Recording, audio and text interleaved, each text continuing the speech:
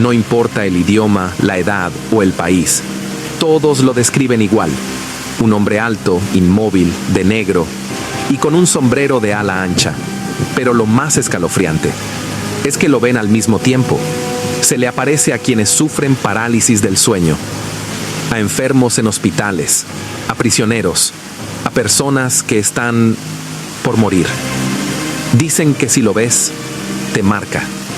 Como a Mateo, un niño de 8 años, que empezó a verlo todas las noches antes de que su madre falleciera repentinamente. Se queda en la esquina del cuarto, dijo. No se mueve, pero sé que me está mirando. Un guardia de seguridad en Guadalajara renunció tras 3 noches viendo una figura inmóvil frente al elevador del hospital. Cuando pidió las grabaciones, las cámaras estaban en negro. Solo él lo vio, o eso cree. ¿Qué es en realidad el hombre del sombrero? ¿Un fantasma colectivo? ¿Un vigilante entre dimensiones? ¿O algo mucho más antiguo que el tiempo mismo? Miles siguen buscándolo. Otros simplemente lo evitan. ¿Y tú crees que solo es un sueño? Esto fue solo una parte de lo que se sabe. Porque cuando se trata del hombre del sombrero, cada historia es más inquietante que la anterior. Miedo. Mayra era una mujer que contaba con muy buen gusto. En su casa, cada elemento tenía sofisticación y detalle. Trabajaba arduamente para acceder a la adquisición de bienes que embellecieran su hogar. No se trataba de gastos inútiles, decía ella, sino de inversiones. Para ella, tener adornos, cuadros, esculturas, libros y demás objetos no significaban gastos innecesarios, absurdos o una pérdida de dinero. Por el contrario, ella encontraba en esos objetos un placer impulsado por el deseo de sentirse bien, con el espíritu lleno de alegría y de regocijo de un corazón exaltado por el arte. Mayra apreciaba el arte y su sentido del buen gusto, combinado con un bolsillo pudiente, le permitían contar con un hogar no solamente cómodo y estéticamente bello, sino también con un hogar acogedor y que invitaba a quedarse. En cierta ocasión, Mayra asistió a una venta de garage que nunca olvidaría. Era común que ella frecuentara galerías de arte, tiendas, mercados, esto para buscar objetos que ella considerara dignos de estar en su colección.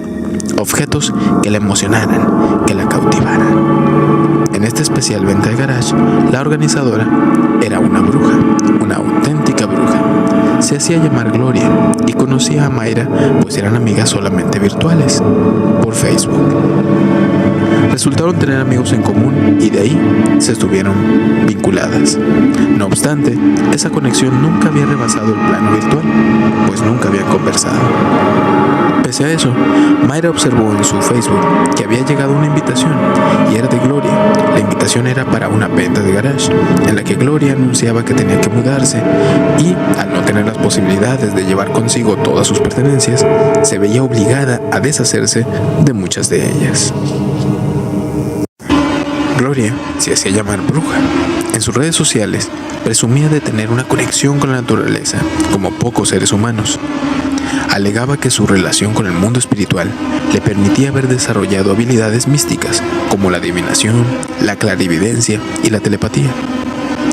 Mayra se emocionó con la idea de tener en su colección algún objeto que tuviese relación con lo paranormal, lo metafísico. No estaba segura de creer en su totalidad todo lo que expresaba la supuesta bruja.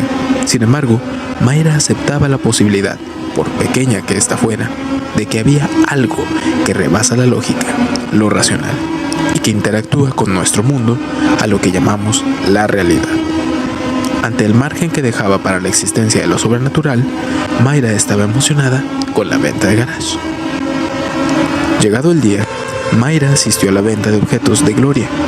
Había cosas como aves disecadas, falsos esqueletos, libros sobre rituales, bolas de cristal como las que aparecen en las películas cuando los personajes hacen adivinaciones, velas, inciensos y muchos objetos. No había algo que realmente emocionara a Mayra, cuando de pronto ella se topó con un cuadro que la maravilló. Era de 1 metro por 80 centímetros aproximadamente. La imagen que contenía era un paisaje, un campo de pastos verdes que recibía el atardecer. En el extremo inferior izquierdo había una niña pequeña de cabello lacio y café que estaba parada entre la hierba fresca.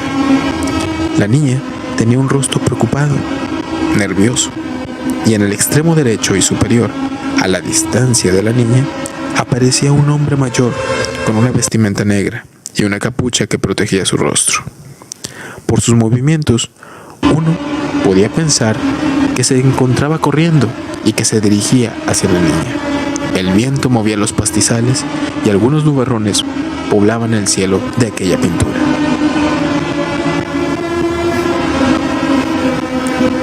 Mayra desconocía el porqué, pero había algo que la obligaba a ver aquel cuadro. Le resultaba casi hipnótico y no podía entender o justificar aquella súbita fascinación. Gloria se negó en un principio a vender el cuadro. Alegaba que era un error que estuviese a la venta, que en realidad no debía ser adquirido por alguien, que nunca debía de estar en su lugar diferente, que no fuese con ella, que simplemente no era seguro que alguien lo poseyera. Mayra insistió tanto que Gloria terminó cediendo. Sin embargo, hubo dos condiciones para permitir esta transacción. Número 1. Si Mayra notaba que la imagen en la pintura era diferente o cambiaba, aunque fueran detalles mínimos, entonces Mayra debía destruir el cuadro de manera inmediata. Número 2. Si Mayra soñaba con algo relacionado con el cuadro, entonces debía de destruir inmediatamente el cuadro. Gloria recalcó a Mayra las condiciones e inclusive se comprometió a regresar el dinero, pero indicó de sobremanera que el cuadro debía de destruirse si sucedía alguno de los dos supuestos antes indicados. Mayra preguntó por las razones que motivaban las condiciones señaladas, pero Gloria se negó rotundamente en explicar los motivos por los que estaba condicionando en forma tan peculiar esta venta. De igual manera, Gloria se opuso a informar cualquier antecedente sobre el cuadro, sus orígenes o bien cómo es que llegó a su obtención. El hermetismo solo avivó en Mayra el deseo de obtener esta misteriosa pieza. Mayra llevó el cuadro a su casa y lo colgó inmediatamente en su habitación. Llegó la noche, la primera noche del cuadro en su nuevo hogar. Mayra procedió a dormir, con la normalidad que le permitía su tranquila vida. Esa noche, Mayra tuvo un sueño que la conmocionó. En este sueño, ella estaba en el mismo lugar que la escena del cuadro. Junto a ella estaba la niña del cuadro. La infanta extendía su brazo derecho hacia Mayra. Estaban separadas por escasos 2 metros de distancia. La niña tenía un rostro aterrador. Sus ojos eran oscuros, completamente negros. Su boca era tan ancha como su rostro. Abarcaba la distancia de oreja a oreja. Su cabello era rojo, tan rojo como brasas ardiendo. Era fuego puro. La niña le gritaba sin parar: ¡ayúdame! ¡Llévame! ¡Llévame! ¡Ayúdame! En el sueño, Mayra estaba inmóvil, pero pudo reaccionar y alcanzó a contestarle como pudo a la niña, y en un tono muy bajo y débil, apenas perceptible, Mayra alcanzaba a preguntar: ¿a dónde te llevo? La niña le contestó con un tono muy grave, con una voz tenebrosa: ¡te he vuelto al infierno! Entonces el brazo de la niña se hizo largo, se deformó de manera que alcanzó la muñeca derecha de Mayra. Ya no era una mano, era una garra con uñas afiladas y largas que se encajaban de manera dolorosa. Mayra gritaba por el dolor, tenía miedo, auténtico miedo, mientras aquel engendro se reía diabólicamente. De pronto, tras de Mayra, apareció la figura encapuchada que antes estaba también en el cuadro. La figura solo se detuvo a unos metros de Mayra y de la niña, mas no hacía nada excepto estar de pie, contemplándolas, con un rostro escondido y protegido por el anonimato de la capucha. En ese instante, la niña dejó de burlarse, su ceño se tornó enojado y le gritó a Mayra: «¡Más te vale que me lleves al infierno! ¡Hazlo ahora!». En ese momento, Mayra despertó.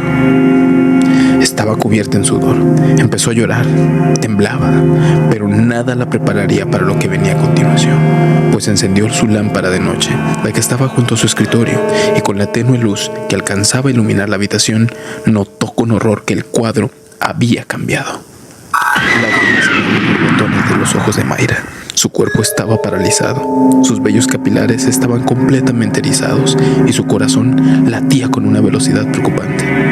Mayra no daba crédito al ver que en el cuadro seguía el mismo paisaje, sí, pero la diferencia ahora era que en la imagen ya no estaba ni la niña ni la figura que la perseguía.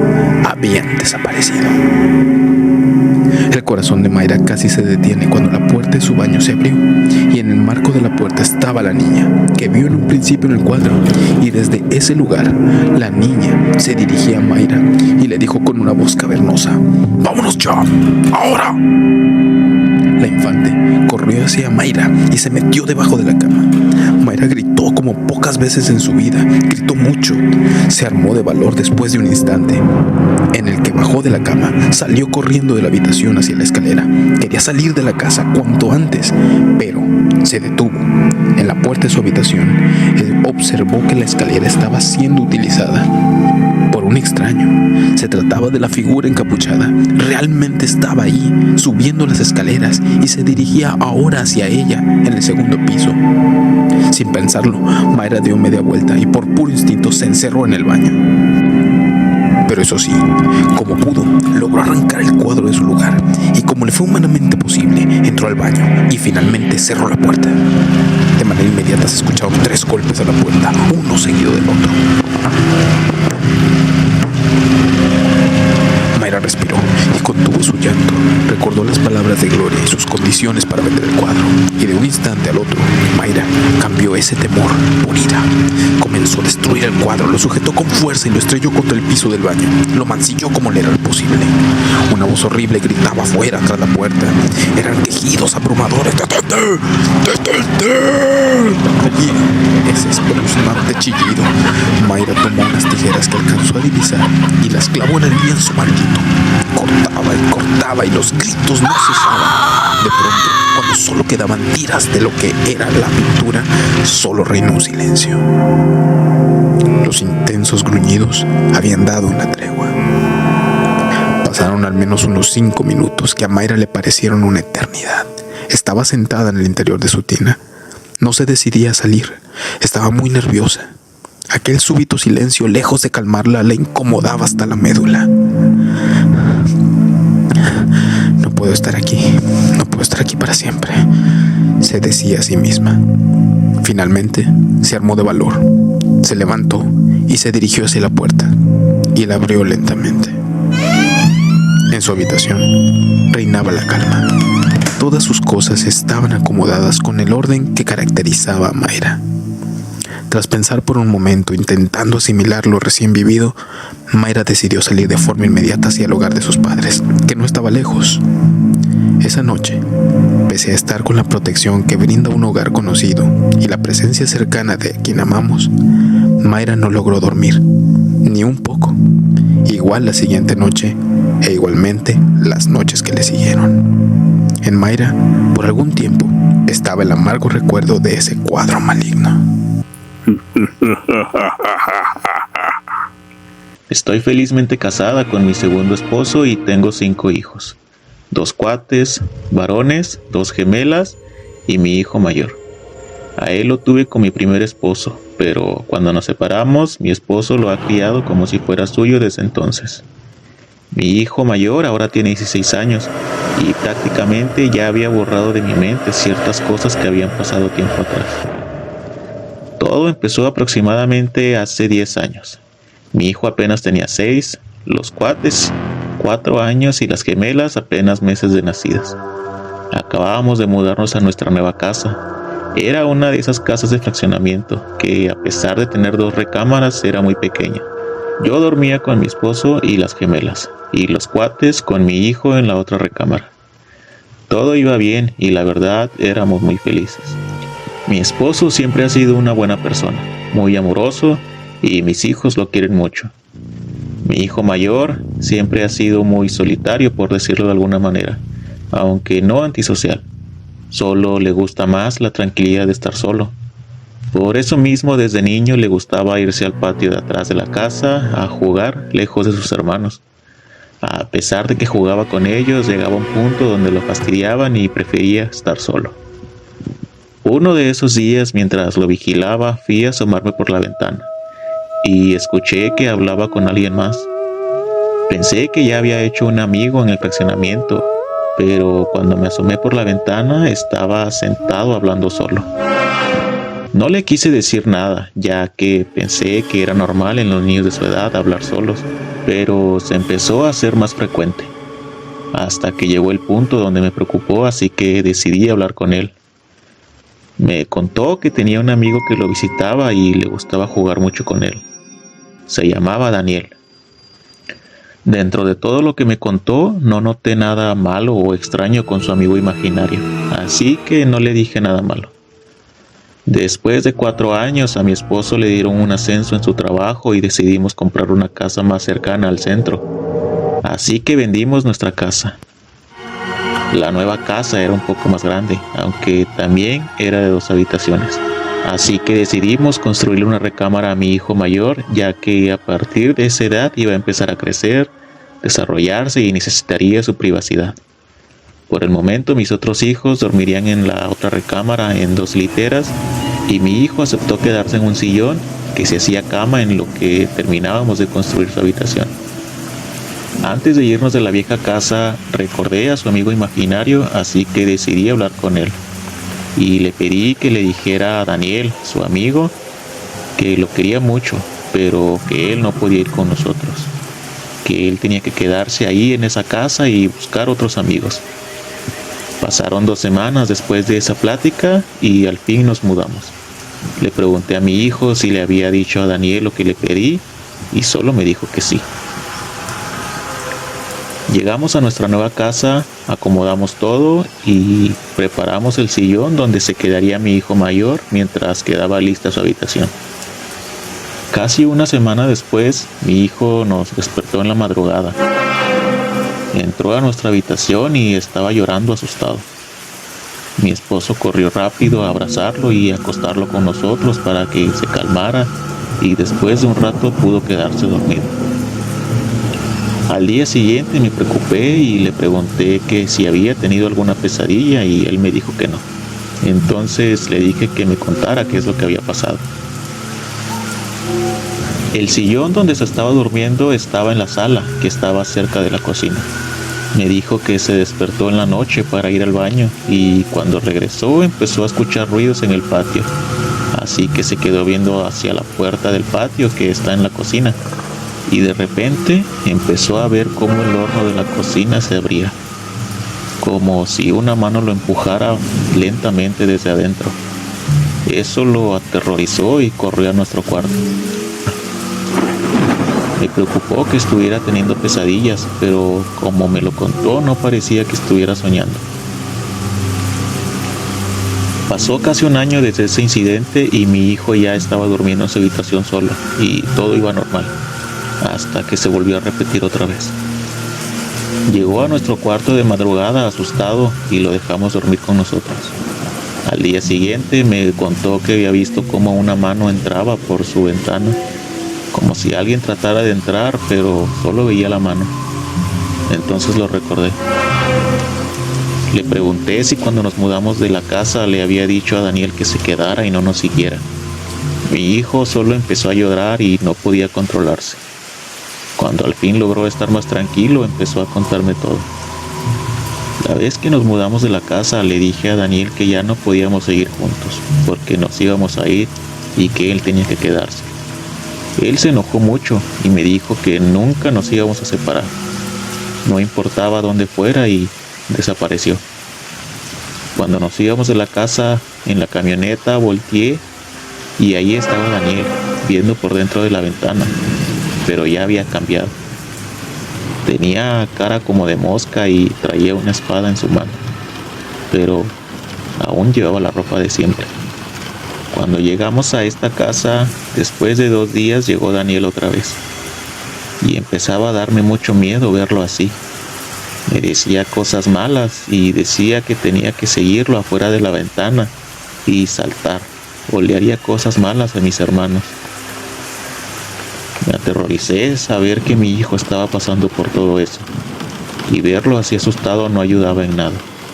Me cuarto que le construimos estaba en la segunda planta y solo él dormía arriba. Siguió contándome lo que pasaba. Daniel tenía la misma apariencia de la última vez que lo había visto. Su cabeza era la de una mosca y seguía con una espada en la mano. No entendía por qué ahora había cambiado de apariencia, pero era más que obvio que Daniel no era un amigo imaginario. Era algo más, algo malo. Cuando me casé con mi esposo dejé de frecuentar algunos amigos, y entre ellos había uno que le gustaban mucho las cosas de ocultismo y esoterismo. Ya había pasado mucho tiempo, pero fue en la primera persona que pensé para contarle lo que estaba pasando. Quizás él podía ayudarme. Solo pasaron unos días cuando nos encontramos y le conté lo que estaba pasando con mi hijo. No lo noté sorprendido, pero se veía muy intrigado. No quiso darme una respuesta en ese momento, solo me dijo que quería investigar un poco para saber exactamente qué era Daniel y por qué no dejaba a mi hijo en paz. Al día siguiente, mi amigo me marcó y me dijo que era urgente que nos viéramos.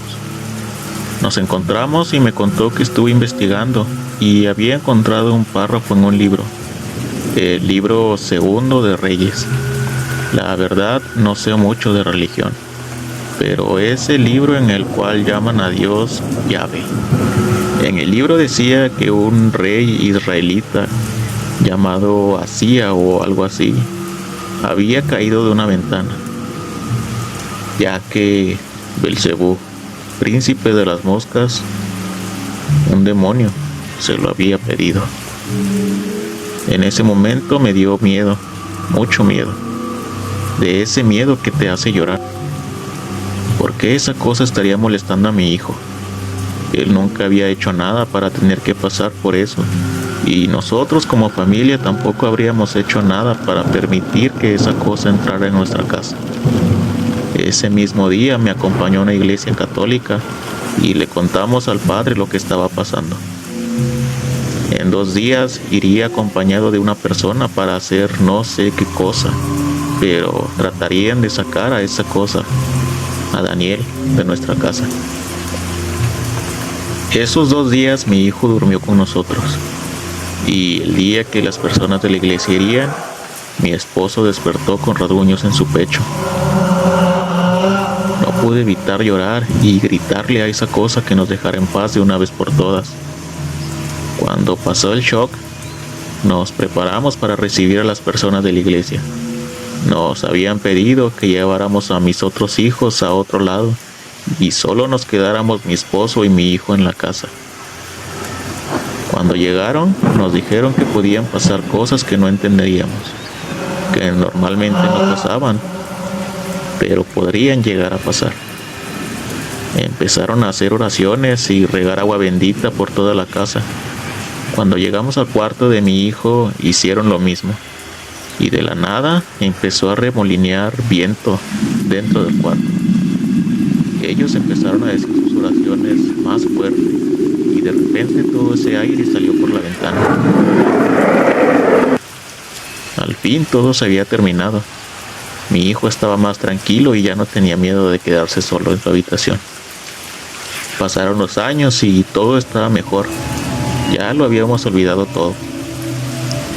Aunque no creemos en religiones, le daba gracias a ese poder tan grande que me había ayudado a que mi hijo dejara de pasar por esas cosas. Exactamente 4 días atrás, antes de escuchar el relato pasado de este canal, mi hijo se sentó conmigo. Estaba muy serio y tranquilo. Me miró a los ojos por un momento y me dijo lo que tanto temía. Daniel ha vuelto.